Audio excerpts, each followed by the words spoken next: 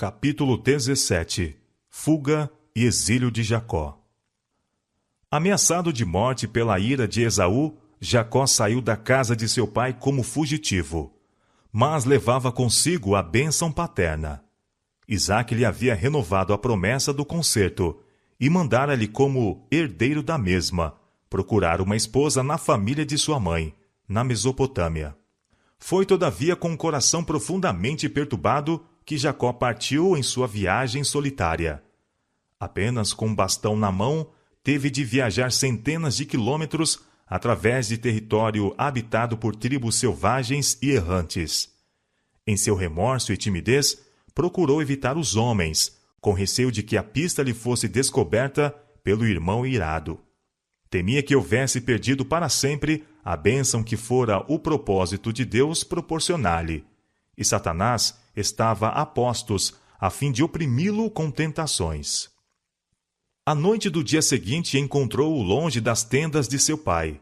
Sentia-se como um rejeitado, e sabia que toda esta inquietação fora trazida sobre ele pelo seu próprio procedimento errado. As trevas do desespero oprimia-lhe a alma, e atrevia-se dificilmente a orar.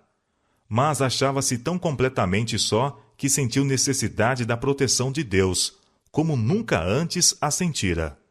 Com pranto e profunda humilhação, confessou seu pecado e rogou uma prova de que ele não estava inteiramente abandonado. O coração sobrecarregado não encontrou ainda alívio. Havia perdido toda a confiança em si e receava que o Deus de seus pais o houvesse rejeitado. Mas Deus não abandonou Jacó. Sua misericórdia ainda se estendia a seu servo, errante e destituído de confiança. O Senhor, com compaixão, revelou precisamente o que Jacó necessitava: um Salvador. Ele tinha pecado. Seu coração, porém, se enchera de gratidão ao ver ele revelado um caminho pelo qual podia ser restabelecido ao favor de Deus. Cansado da jornada, o viajor deitou-se no chão, tendo uma pedra como travesseiro. Dormindo, viu uma escada, brilhante e resplandecente, cuja base repousava na terra, enquanto o cimo alcançava o céu. Por esta escada, anjos estavam a subir e a descer. Por sobre ela estava o Senhor da glória. E dos céus foi ouvida a sua voz: Eu sou o Senhor, o Deus de Abraão, teu pai, e o Deus de Isaque. A terra em que estava deitado como um exilado e fugitivo foi prometida a ele e sua posteridade, com esta asseveração: Em ti e na tua semente serão benditas todas as famílias da terra. Esta promessa tinha sido feita a Abraão e Isaque, e agora foi renovada a Jacó. Então, em atenção especial à sua solidão e angústia, naquele momento foram proferidas estas palavras de conforto e animação: Eis que estou contigo, e te guardarei por onde quer que fores, e te farei tornar a esta terra, porque te não deixarei, até que te haja feito o que te tenho dito. Gênesis capítulo 28, versos 13 a 15. O Senhor conhecia as más influências que cercariam Jacó, e os perigos a que estaria exposto. Misericordiosamente, patenteou o futuro ante o fugitivo arrependido, para que ele pudesse compreender o propósito divino com relação a si, e estar preparado para resistir às tentações que certamente lhe viriam, quando só entre homens idólatras e ardilosos. Sempre estaria diante dele a elevada norma que devia visar, e o conhecimento de que, por meio dele, o propósito de Deus estava a atingir sua realização. Prontificá-lo-ia constantemente a fidelidade. Nesta visão, o plano da redenção foi apresentado a Jacó, não completamente, mas nas partes que para ele eram essenciais naquela ocasião. A escada mística que lhe fora revelada no sonho era a mesma a que Cristo se referiu em sua conversa com Natanael.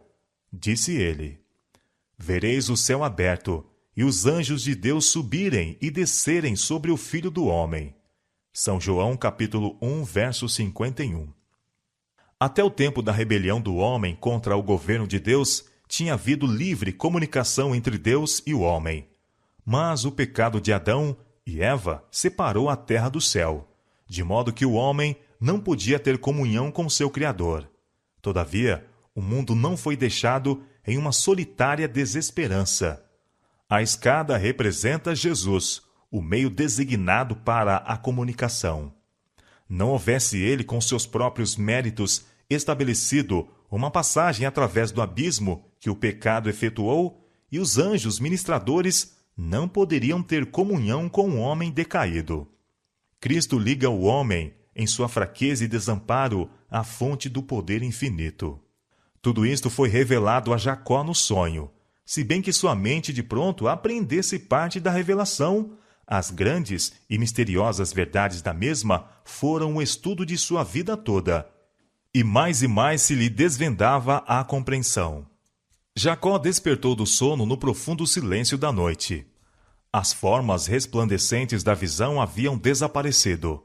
Apenas o obscuro contorno das colinas solitárias e, acima delas, o céu resplandecente de estrelas encontravam agora o seu olhar.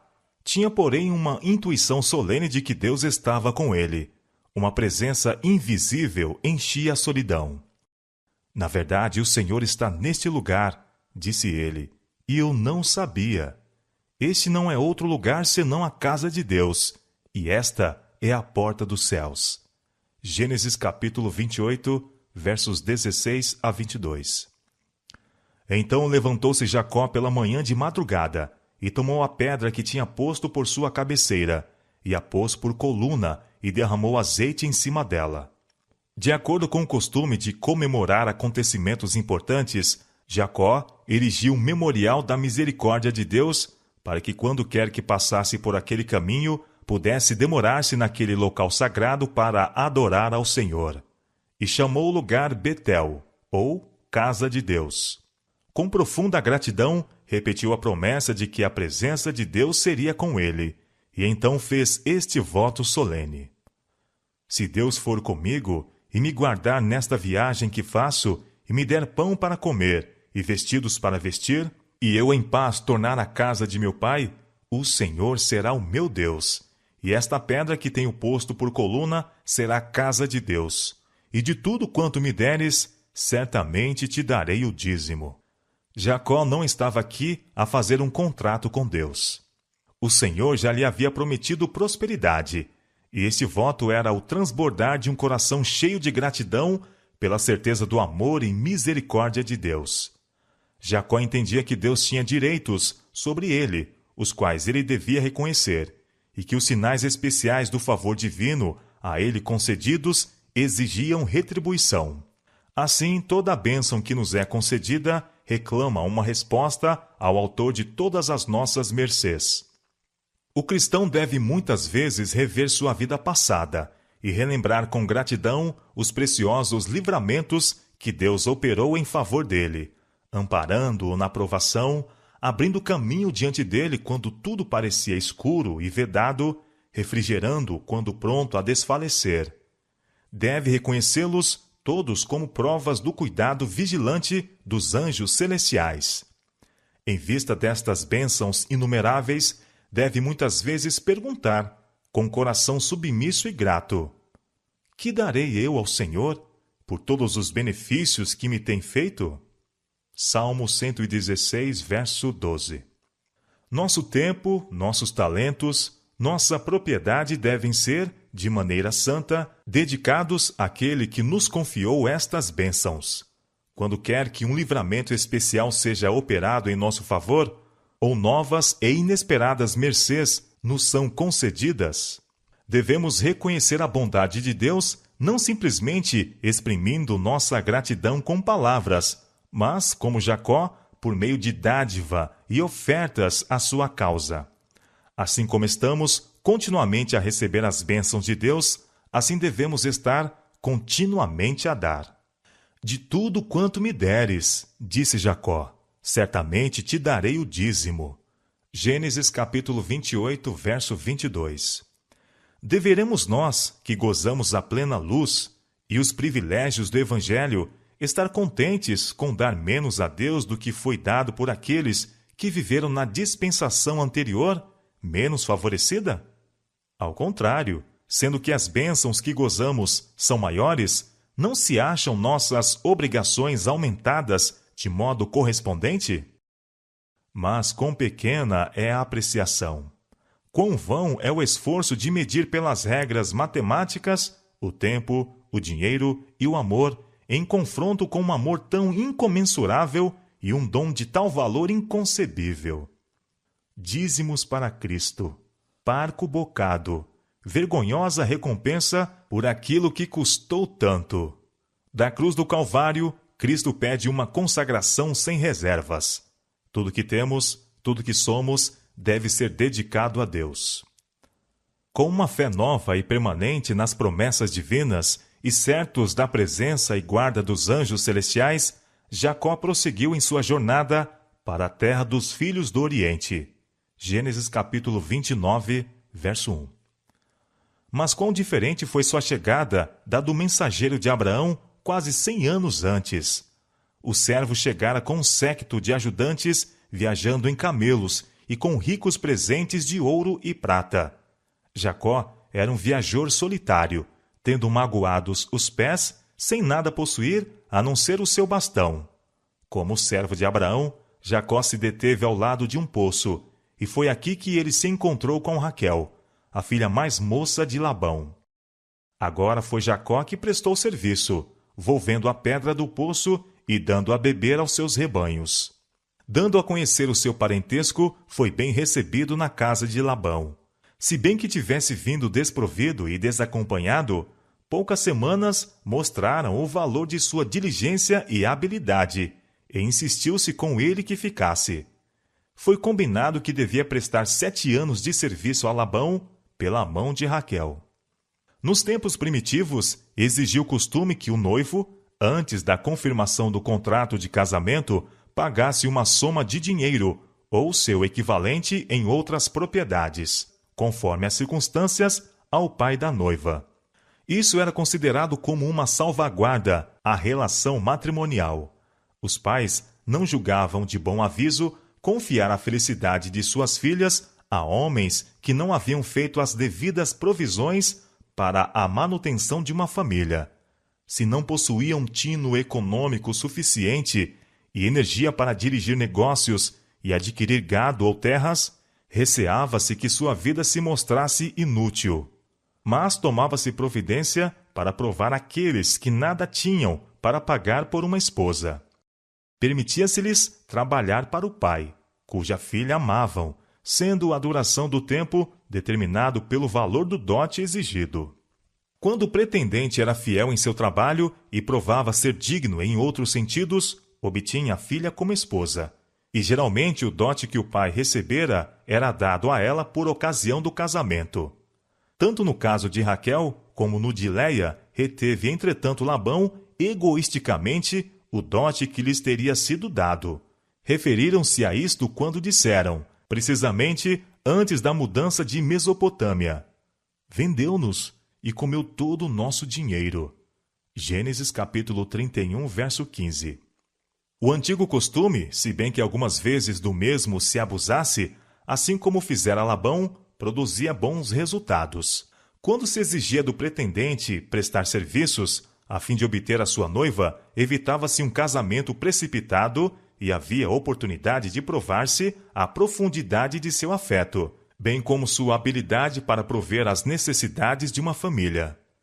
Em nossos tempos, muitos males resultam de seguir uma conduta oposta. Frequentemente dá-se o caso que pessoas, antes do casamento, têm pouca oportunidade de se familiarizarem com os hábitos e disposições uma da outra, e quanto ao que se refere à vida diária, são virtualmente estranhas quando no altar unem os seus interesses. Muitos acham demasiado tarde que não se adaptam um ao outro, e a desgraça por toda a vida é o resultado de sua união. Frequentes vezes, a esposa e os filhos sofrem pela indolência e inépcia ou pelos hábitos viciosos do marido e pai. Se o caráter do pretendente houvesse sido provado antes do casamento, conforme o antigo costume, poder-se-ia ter evitado grande infelicidade. 7 anos de serviço fiel Jacó prestou em atenção a Raquel, e os anos que ele serviu foram aos seus olhos como poucos dias, pelo muito que a amava. Gênesis 29, verso 20. Mas o egoísta e ganancioso Labão, desejando reter um auxílio tão valioso, praticou um cruel engano, substituindo Raquel por Léia. O fato de que a própria Léia fez parte da trapaça fez Jacó pressentir que a não poderia amar. Sua censura, feita com indignação a Labão, foi defrontada com o oferecimento de Raquel por outros 7 anos de trabalho. Insistia, porém, o pai que Léia não fosse despedida, visto que isto acarretaria ignominia à família. Jacó foi posto assim em uma posição muito dolorosa e probante. Decidiu-se finalmente a conservar Léia e desposar Raquel. Esta foi sempre a muito amada, mas as preferências dele por ela provocava inveja e ciúme, e sua vida se amargurava pela rivalidade entre as esposas irmãs. Durante 20 anos, Jacó permaneceu na Mesopotâmia, trabalhando ao serviço de Labão, que, desatendendo os laços de parentesco, aplicava-se a obter para si todos os benefícios da ligação que entre eles havia. 14 anos de labuta ele exigira por suas 2 filhas. E durante o tempo restante, o salário de Jacó foi 10 vezes mudado. Era, contudo, diligente e fiel o serviço de Jacó. Suas palavras a Labão, em sua última entrevista, descrevem vividamente a vigilância incansável que exercera aos interesses do exigente patrão. Estes 20 anos eu estive contigo. As tuas ovelhas e as tuas cabras nunca abortaram. Eu não comi os carneiros do teu rebanho. Não te trouxe eu o despedaçado. Eu o pagava. O furtado de dia e o furtado de noite, da minha mão o requerias. Estava eu de sorte que de dia me consumia o calor, e de noite a geada, e o meu sono foi-se dos meus olhos. Gênesis capítulo 31, versos 38 a 40. Era necessário que o pastor vigiasse seus rebanhos de dia e de noite. Estavam em perigo de ladrões e também dos animais selvagens, que eram numerosos e audazes, fazendo muitas vezes grande estrago nos rebanhos que não eram fielmente guardados. Jacó tinha muitos auxiliares ao cuidar dos vastos rebanhos de Labão, mas ele mesmo era tido como responsável por todos.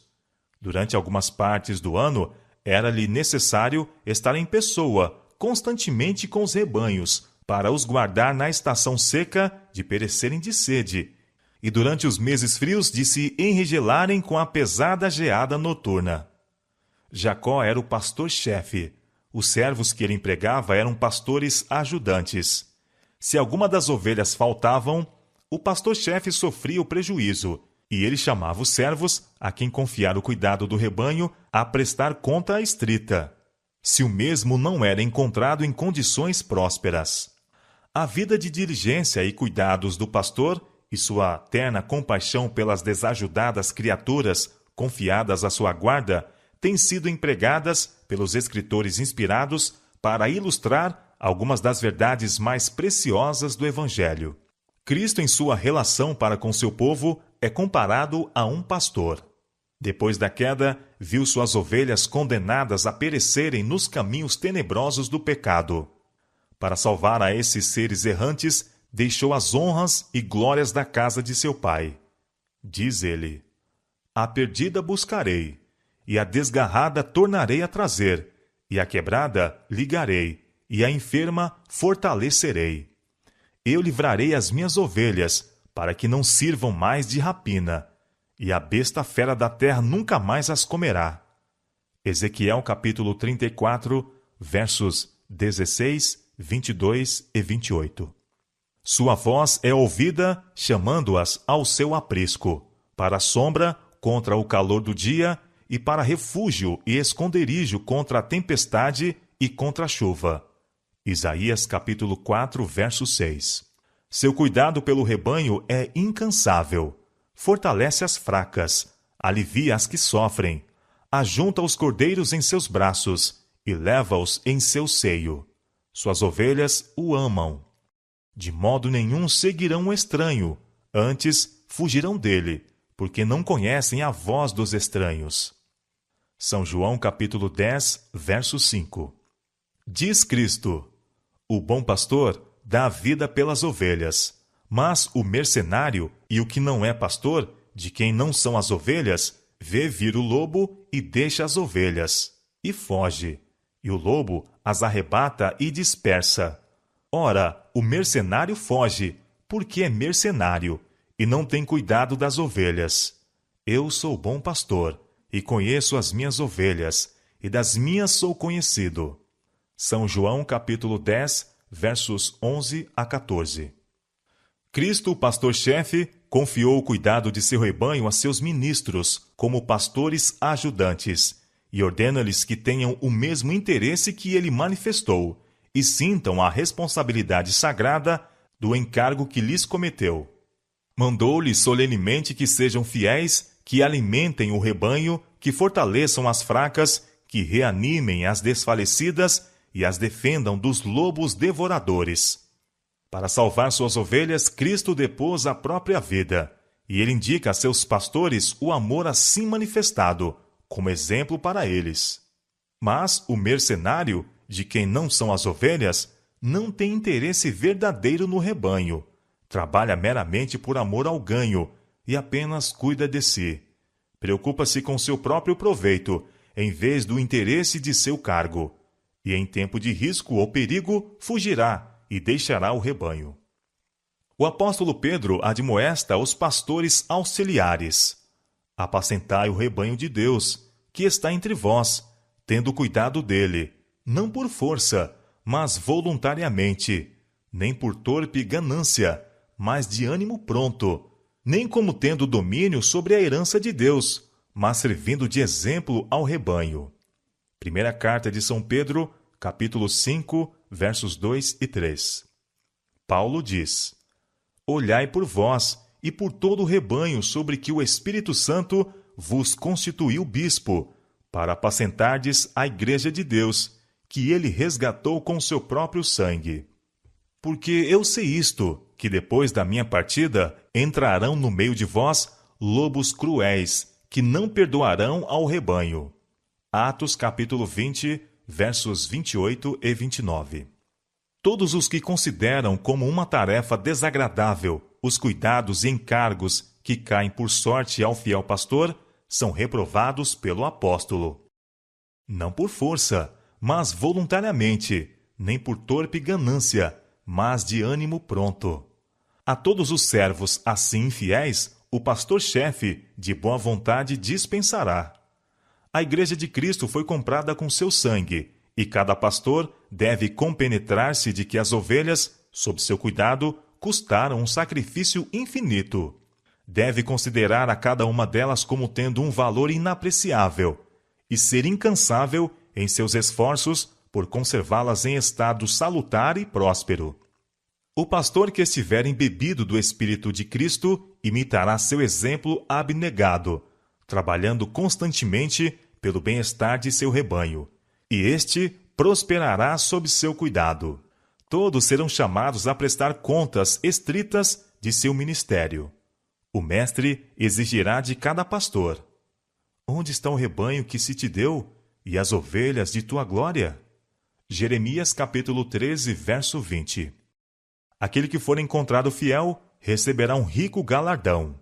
Quando aparecer o sumo pastor, diz o apóstolo, alcançareis a incorruptível coroa de glória.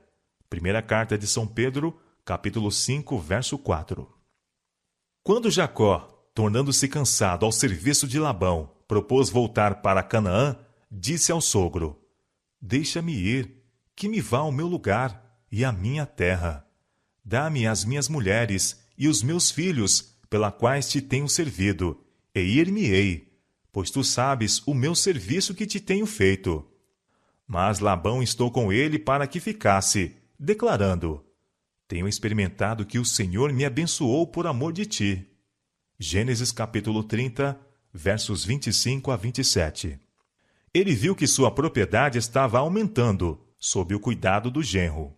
Disse Jacó: o pouco que tinha antes de mim é aumentado até uma multidão. Gênesis capítulo 30, verso 30. Mas, passando-se o tempo, Labão ficou invejoso da prosperidade maior de Jacó, que cresceu em grande maneira e teve muitos rebanhos e servas, e servos, e camelos e jumentos. Gênesis capítulo 30, verso 43. Os filhos de Labão partilhavam da inveja do pai, e suas palavras maliciosas vieram aos ouvidos de Jacó. Ele tem tomado tudo o que era de nosso pai, e do que era de nosso pai fez ele toda esta glória. Viu também Jacó o rosto de Labão, e eis que não era para com ele como dantes. Jacó teria deixado seu enganoso parente muito tempo antes, se não fora o receio de encontrar-se com Esaú. Agora, via ele que estava em perigo por parte dos filhos de Labão, os quais, olhando para sua riqueza como se fora deles, poderiam procurar apossar-se dela pela violência. Achava-se em grande perplexidade e angústia, não sabendo que rumo tomar. Mas, lembrando-se da graciosa promessa de Betel, levou seu caso a Deus e procurou direção da parte dele. Em um sonho foi respondida a sua oração: torna a terra dos teus pais e a tua parentela, e eu serei contigo. A ausência de Labão ofereceu oportunidade para a partida. Os rebanhos e gado foram reunidos depressa e mandados adiante, e com suas mulheres, filhos e servos. Jacó atravessou o Eufrates, apressando-se para Gileade, nas fronteiras de Canaã. Depois de 3 dias, Labão soube da fuga deles e pôs-se em seu encalço, alcançando a multidão no 7º dia de viagem. Estava ardendo em ira e resolvido a fazê-los voltar, o que não duvidava poder fazer, visto que seu grupo era muito mais forte. Os fugitivos estavam, na verdade, em grande perigo. O não haver ele levado a efeito seu plano hostil foi devido ao fato de que Deus mesmo interviera em proteção de seu servo. Poder havia em minha mão para vos fazer mal, disse Labão, mas o Deus de vosso pai me falou ontem à noite dizendo: guarda-te que não fales a Jacó nem bem nem mal. Isto é, ele não deveria obrigá-lo a voltar ou instar com o mesmo, mediante propostas lisonjeiras. Labão tinha retido para si o dote matrimonial de suas filhas, e sempre tratara a Jacó com engano e aspereza. Mas, com uma dissimulação característica, censurou-o agora pela sua partida secreta, a qual não dera ao pai oportunidade de fazer uma festa para a partida, ou mesmo para dizer adeus às suas filhas e filhos delas. Em resposta, Jacó apresentou claramente o procedimento egoístico e ambicioso de Labão, e apelou para ele como testemunha de sua própria fidelidade e honestidade. Se o Deus de meu pai, o Deus de Abraão, e o temor de Isaque não fora comigo, disse Jacó, por certo me enviarias agora vazio. Deus atendeu à minha aflição e ao trabalho das minhas mãos, e repreendeu-te ontem à noite. Labão não pôde negar os fatos apresentados, e propôs então entrar em um concerto de paz. Jacó consentiu na proposta, e uma pilha de pedras foi erigida como sinal de pacto. A esta pilha deu Labão o nome de Mispa, torre de vigia, dizendo: atente, o Senhor entre mim e ti, quando nós estivermos apartados um do outro. Disse mais Labão a Jacó: eis aqui este mesmo montão, e eis aqui essa coluna, que levantei entre mim e ti. Esse montão seja testemunha, e esta coluna seja testemunha, que eu não passarei este montão para lá, e que tu não passarás este montão e esta coluna para cá, para mal. O Deus de Abraão e o Deus de Naor, o Deus de seu pai, julgue entre nós. E jurou Jacó pelo temor de seu pai Isaque.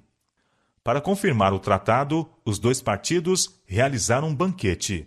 A noite foi passada em comunhão agradável, e ao romper da aurora, Labão e seu grupo partiram. Com esta separação, cessou todo o traço de conexão entre os filhos de Abraão e os moradores da Mesopotâmia.